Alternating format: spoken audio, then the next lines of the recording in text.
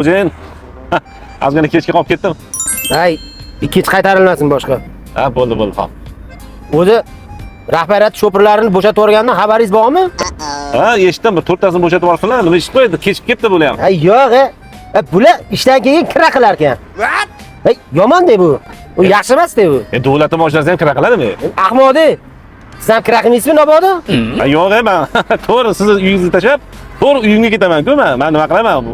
Siz o'tiradigan, sizni oliyjanob o'tiradigan mashinaga nima qilaman boshqa odamni chiqarib? Ha, agar kira qilganingizni eshitsam, siz ham bo'shab ketasiz. Ha, yo'q. Mayli, siz bolalarimni bog'chaga olib borib qo'ysangiz bo'ldi. Xo'p, shunaqa bo'ladi.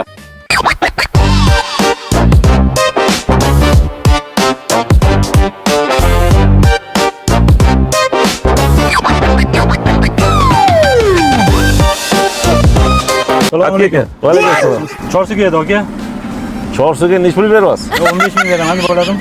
15 ming sal kam. 20 qiling, mayli olib keting. Ha, tez olib borib qo'yasiz, bo'ladimi aka? Ha, bo'ldi, tez olib qo'ying.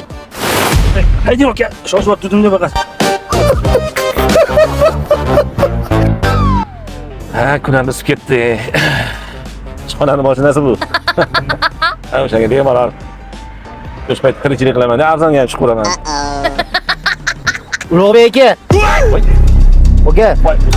Birinchi meni ishxonaga tashlaysiz-da, keyin bu odamni olib tashlab ishxonaga qaytib borib mashinani topshiring. Va arizangizni yozib, ko'zimga ko'rinmang. Tushunarlimi?